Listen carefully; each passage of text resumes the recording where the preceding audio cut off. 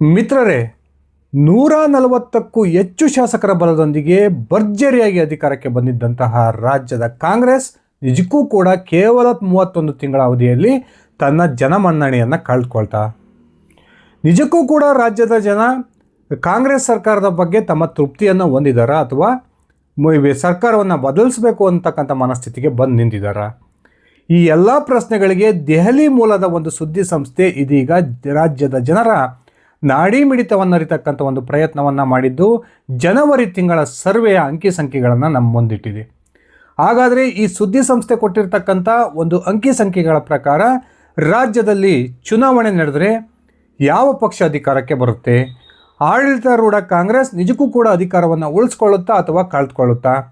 BJP ಹಾಗೂ JDS ಮೈತ್ರಿ ಪಕ್ಷಗಳಿಗೆ ರಾಜ್ಯದ ಮತದಾರ ಜೈ ಅಂತಾನ? ಈ ಒಂದು ಪ್ರಶ್ನೆಗಳಿಗೆ ಸ್ಪಷ್ಟವಾದ ಉತ್ತರವನ್ನು ನಾನು ಕೊಡ್ತಾ ಹೋಗ್ತೀನಿ. ಪ್ರತಿಯೊಂದು ಜಿಲ್ಲಾವಾರು ಯಾವ್ಯಾವ ಪಕ್ಷಕ್ಕೆ ಎಷ್ಟು ಸ್ಥಾನಗಳು ಲಭ್ಯ ಆಗ್ಬೋದು ಅನ್ನುವ ಸಂಪೂರ್ಣ ಮಾಹಿತಿಯನ್ನು ನಾನೀಗ ಇಡ್ತಾ ಹೋಗ್ತೀನಿ. ಅದಕ್ಕಿಂತ ಮುಂಚೆ ನೀವಿನ್ನು ನನ್ನ ಇಟ್ಕೆ ಅಂತ ಯೂಟ್ಯೂಬ್ ಚಾನಲ್ಗೆ ಸಬ್ಸ್ಕ್ರೈಬ್ ಮಾಡ್ಕೊಂಡಿಲ್ಲ ಅಂದರೆ ದಯವಿಟ್ಟು ಸಬ್ಸ್ಕ್ರೈಬ್ ಮಾಡಿಕೊಂಡು ಬೆಲ್ ಬಟನ್ನ ಕ್ಲಿಕ್ ಮಾಡಿ. ನಾನು ಕೊಡ್ತಕ್ಕಂಥ ಮಾಹಿತಿ ನಿಮ್ಗೆ ಇಷ್ಟ ಆಗಿದ್ದರೆ ಈ ವಿಡಿಯೋಗೆ ಲೈಕ್ ಮಾಡಿ, ಶೇರ್ ಮಾಡಿ, ಕಮೆಂಟ್ ಮಾಡಿ. ಸ್ನೇಹಿತರೆ, ರಾಜ್ಯದ ಜನರ ಮನದಾಳವನ್ನು ಅರಿತಕ್ಕಂಥ ಪ್ರಯತ್ನವನ್ನು ದೆಹಲಿ ಮೂಲದ ಒಂದು ಖಾಸಗಿ ಸುದ್ದಿ ಸಂಸ್ಥೆ ಮಾಡಿದೆ.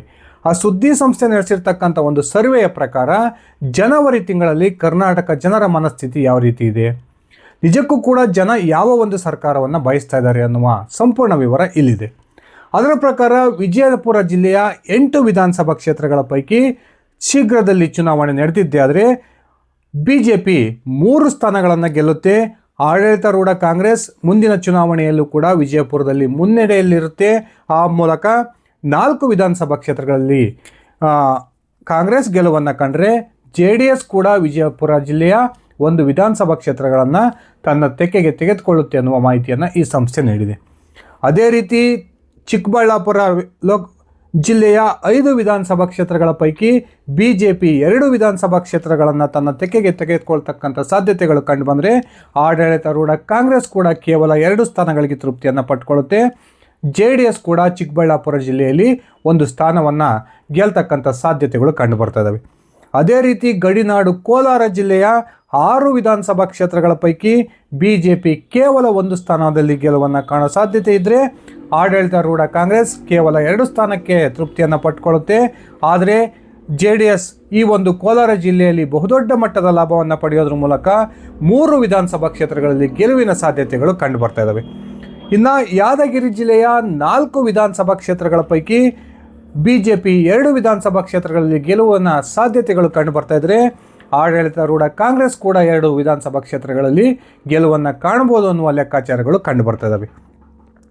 ಅದೇ ರೀತಿ ಕೊಪ್ಪಳ ಜಿಲ್ಲೆಯ 5 ವಿಧಾನಸಭಾ ಕ್ಷೇತ್ರಗಳ ಪೈಕಿ BJP ದೊಡ್ಡ ಮಟ್ಟದ ಸಾಧನೆಯನ್ನು ಮಾಡೋದ್ರ ಮೂಲಕ 3 ವಿಧಾನಸಭಾ ಕ್ಷೇತ್ರಗಳಲ್ಲಿ ಗೆಲುವನ್ನು ಕಾಣೋ ಸಾಧ್ಯತೆಗಳಿದ್ದರೆ ಆಡಳಿತಾರೂಢ ಕಾಂಗ್ರೆಸ್ ಕೇವಲ 2 ಸ್ಥಾನಗಳಿಗೆ ತೃಪ್ತಿ ಪಡ್ಕೊಳ್ತಕ್ಕಂಥ ಸಾಧ್ಯತೆಗಳು ಕಂಡುಬರ್ತಾ ಇದ್ದಾವೆ.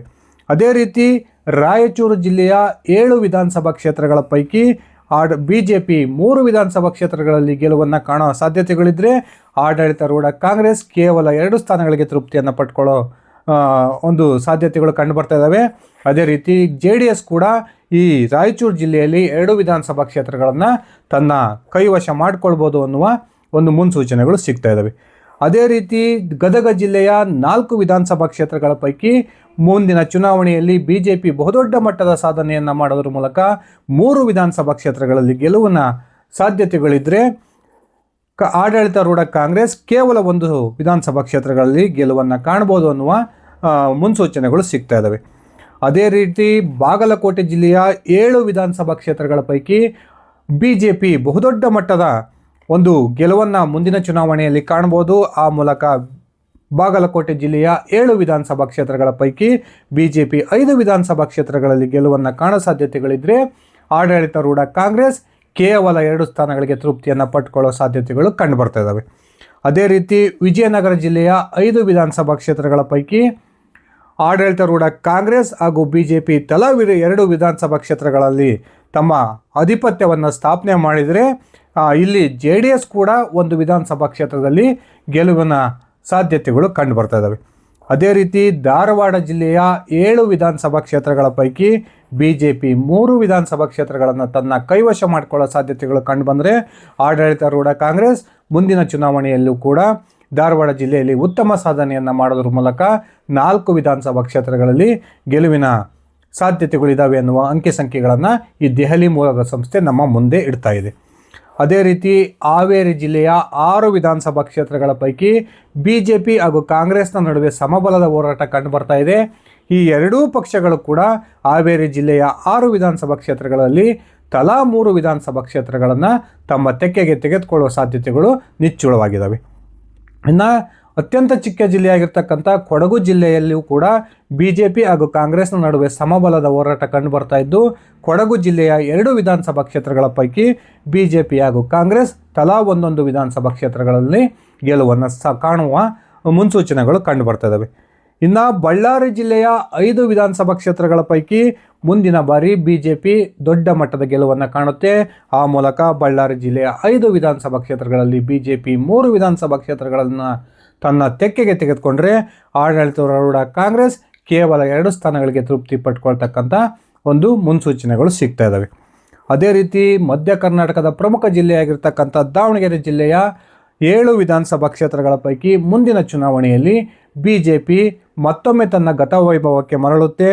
ಆ ಮೂಲಕ ದಾವಣಗೆರೆಯ 7 ವಿಧಾನಸಭಾ ಕ್ಷೇತ್ರಗಳ ಪೈಕಿ BJP 4 ವಿಧಾನಸಭಾ ಕ್ಷೇತ್ರಗಳಲ್ಲಿ ಗೆಲುವನ್ನು ಕಂಡ್ರೆ ಆಡಳಿತಾರೂಢ ಕಾಂಗ್ರೆಸ್ ಈಗ ಏನು 6 ವಿಧಾನಸಭಾ ಕ್ಷೇತ್ರಗಳನ್ನು ಗೆದ್ದಿದೆ, ಆ 6 ವಿಧಾನಸಭಾ ಕ್ಷೇತ್ರಗಳಲ್ಲಿ 3 ವಿಧಾನಸಭಾ ಕ್ಷೇತ್ರಗಳನ್ನು ಮುಂದಿನ ಬಾರಿ ಕಳ್ಕೊಳ್ತಕ್ಕಂಥ ಸಾಧ್ಯತೆಗಳು ನಿಚ್ಚಳವಾಗಿ ಕಂಡುಬರ್ತಾ ಇದ್ದಾವೆ. ಇನ್ನು ಕೋಟೆನಾಡು ಚಿತ್ರದುರ್ಗ ಜಿಲ್ಲೆಯ 6 ವಿಧಾನಸಭಾ ಕ್ಷೇತ್ರಗಳ ಪೈಕಿ BJP ಹಾಗೂ JDSನ ಕಾಂಗ್ರೆಸ್ನ ನಡುವೆ ಸಮಬಲದ ಹೋರಾಟ ಕಂಡುಬರ್ತಾ ಇದೆ. ಈ ಚಿತ್ರದುರ್ಗ ಜಿಲ್ಲೆಯ 6 ವಿಧಾನಸಭಾ ಕ್ಷೇತ್ರಗಳ ಪೈಕಿ BJP 3 ವಿಧಾನಸಭಾ ಕ್ಷೇತ್ರಗಳಲ್ಲಿ ಗೆಲುವನ್ನು ಕಾಣೋ ಸಾಧ್ಯತೆಗಳಿದ್ದರೆ ಆಡಳಿತಾರೂಢ ಕಾಂಗ್ರೆಸ್ ಕೂಡ 3 ಸ್ಥಾನಗಳ ಗೆಲುವಿನ ಸಾಧ್ಯತೆಗಳು ಕಂಡುಬರ್ತಾ ಇದ್ದಾವೆ.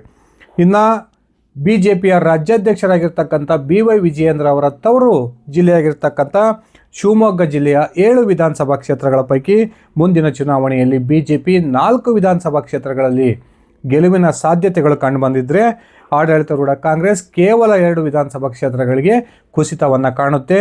ಅದೇ ರೀತಿ JDS ಈಗಿರ್ತಕ್ಕಂಥ 1 ವಿಧಾನಸಭಾ ಕ್ಷೇತ್ರವನ್ನು ತನ್ನ ಕೈವಶದಲ್ಲೇ ಉಳಿಸ್ಕೊಳ್ಳುತ್ತೆ ಅನ್ನುವ ಒಂದು ಸುದ್ದಿಗಳು ಕೇಳಿಬರ್ತಿದ್ದಾವೆ.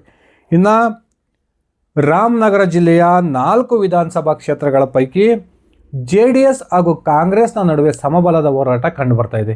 ಈ ಎರಡೂ ಪಕ್ಷಗಳು ಕೂಡ ಅಂದರೆ JDS ಮತ್ತು ಕಾಂಗ್ರೆಸ್ ರಾಮನಗರ ಜಿಲ್ಲೆಯ 4 ವಿಧಾನಸಭಾ ಕ್ಷೇತ್ರಗಳ ಪೈಕಿ 2 ವಿಧಾನಸಭಾ ಕ್ಷೇತ್ರಗಳನ್ನು ತಮ್ಮ ತೆಕ್ಕೆಗೆ ತೆಗೆದುಕೊಳ್ತಕ್ಕಂಥ ಸಾಧ್ಯತೆಗಳು ನಿಚ್ಚಳವಾಗಿದ್ದಾವೆ. ಇನ್ನು ಚಿಕ್ಕಮಗಳೂರು ಜಿಲ್ಲೆಯ 5 ವಿಧಾನಸಭಾ ಕ್ಷೇತ್ರಗಳ ಪೈಕಿ ಈ ಬಾರಿ ಕಾಂಗ್ರೆಸ್ ಬಹುದೊಡ್ಡ ಮಟ್ಟದ ವಿಜಯವನ್ನು ಅಲ್ಲಿ ಕಂಡಿದೆ. ಆದರೆ ಮುಂದಿನ ಚುನಾವಣೆಯಲ್ಲಿ BJP 3 ಸ್ಥಾನಗಳಲ್ಲಿ ಗೆಲುವಿನ ಸಾಧ್ಯತೆಗಳು ಕಂಡುಬರ್ತಾ ಇದ್ದಾವೆ. ಆಡಳಿತಾರೂಢ ಕಾಂಗ್ರೆಸ್ ಕೇವಲ 2 ವಿಧಾನಸಭಾ ಕ್ಷೇತ್ರಗಳಲ್ಲಿ ತಮ್ಮ ಅಭ್ಯರ್ಥಿಗಳನ್ನು ಗೆಲ್ಲಿಸ್ಕೊಳ್ತಕ್ಕಂಥ ಮುನ್ಸೂಚನೆಗಳು ಸಿಗ್ತಾ ಇದ್ದಾವೆ.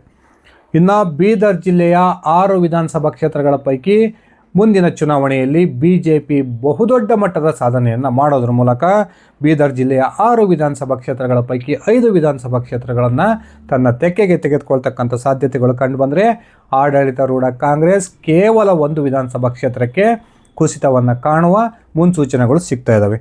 ಇನ್ನು JDSನ ಭದ್ರಕೋಟೆ ಅನ್ಸ್ಕೊಂಡಿರ್ತಕ್ಕಂಥ ಮಂಡ್ಯ ಜಿಲ್ಲೆಯ 7 ವಿಧಾನಸಭಾ ಕ್ಷೇತ್ರಗಳ ಪೈಕಿ BJP 1 ವಿಧಾನಸಭಾ ಕ್ಷೇತ್ರದಲ್ಲಿ ಗೆಲುವನ್ನು ಕಾಣೋ ಸಾಧ್ಯತೆಗಳಿದ್ದರೆ ಆಡಳಿತಾರೂಢ ಕಾಂಗ್ರೆಸ್ ಈ ಬಾರಿ ಬಹುದೊಡ್ಡ ಮಟ್ಟದ ಗೆಲುವನ್ನು ಕಂಡಿದೆ. ಆದರೆ ಮುಂದಿನ ಚುನಾವಣೆಯಲ್ಲಿ ಕೇವಲ 2 ಸ್ಥಾನಗಳಿಗೆ ಕುಸಿತವನ್ನು ಕಾಣುತ್ತೆ.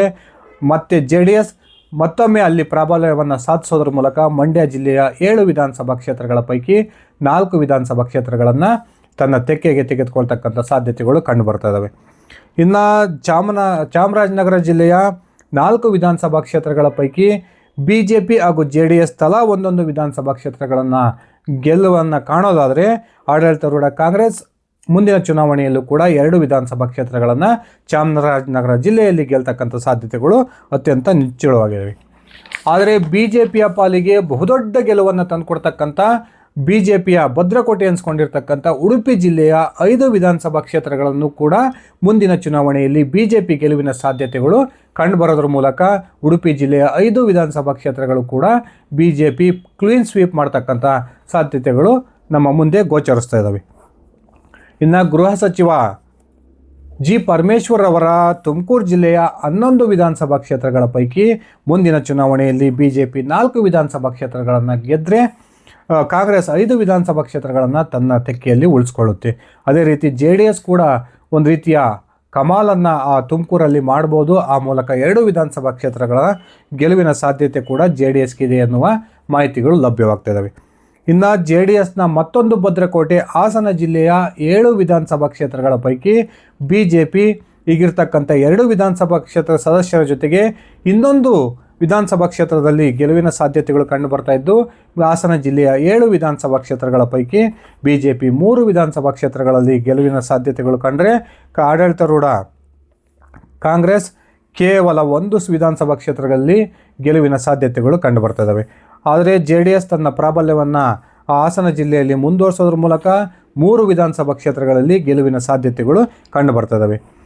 ಮತ್ತೊಂದು ಉತ್ತರ ಕನ್ನಡ ಜಿಲ್ಲೆಯ 6 ವಿಧಾನಸಭಾ ಕ್ಷೇತ್ರಗಳ ಪೈಕಿ BJP 3 ವಿಧಾನಸಭಾ ಕ್ಷೇತ್ರಗಳಲ್ಲಿ ತನ್ನ ಅಭ್ಯರ್ಥಿಗಳನ್ನು ಗೆಲ್ಲಿಸ್ಕೊಳ್ತಕ್ಕಂಥ ಸಾಧ್ಯತೆಗಳು ಕಂಡು ಬರ್ತಾ ಇದ್ದರೆ ಆಡಳಿತಾರೂಢ ಕಾಂಗ್ರೆಸ್ ಕೇವಲ 1 ವಿಧಾನಸಭಾ ಕ್ಷೇತ್ರವನ್ನು ಗೆಲುವಿನ ಸಾಧ್ಯತೆಗಳು ಕಾಣ್ತಾ ಇದ್ದಾವೆ. ಇಲ್ಲಿ JDS ಕೂಡ 1 ವಿಧಾನಸಭಾ ಕ್ಷೇತ್ರವನ್ನು ಗೆಲ್ಲಬಹುದು ಅನ್ನುವ ಮಾಹಿತಿಗಳು ಸಿಗ್ತಾ ಇದ್ದಾವೆ. ಇನ್ನು BJPಯ ಮತ್ತೊಂದು ಭದ್ರಕೋಟೆ ದಕ್ಷಿಣ ಕನ್ನಡ ಜಿಲ್ಲೆಯ 8 ವಿಧಾನಸಭಾ ಕ್ಷೇತ್ರಗಳ ಪೈಕಿ BJPಗೆ 7 ವಿಧಾನಸಭಾ ಕ್ಷೇತ್ರಗಳಲ್ಲಿ ಗೆಲುವಿನ ಸಾಧ್ಯತೆಗಳಿದ್ದರೆ ಆಡಳಿತಾರೂಢ ಕಾಂಗ್ರೆಸ್ ಕೇವಲ 1 ವಿಧಾನಸಭಾ ಕ್ಷೇತ್ರದಲ್ಲಿ ಗೆಲುವಿನ ಸಾಧ್ಯತೆಗಳು ಕಂಡುಬರ್ತದವೆ. ಇನ್ನು ಹಾಲಿ ಮುಖ್ಯಮಂತ್ರಿ ಸಿದ್ದರಾಮಯ್ಯನವರ ತವರು ಜಿಲ್ಲೆಯಾಗಿರ್ತಕ್ಕಂಥ ಮೈಸೂರಿನ 11 ವಿಧಾನಸಭಾ ಕ್ಷೇತ್ರಗಳ ಪೈಕಿ ಮುಂದಿನ ಬಾರಿ BJP ಅತ್ಯುತ್ತಮ ಸಾಧನೆಯನ್ನು ಮಾಡೋ ಸಾಧ್ಯತೆಗಳು ಕಂಡುಬರ್ತಾ ಇದ್ದಾವೆ.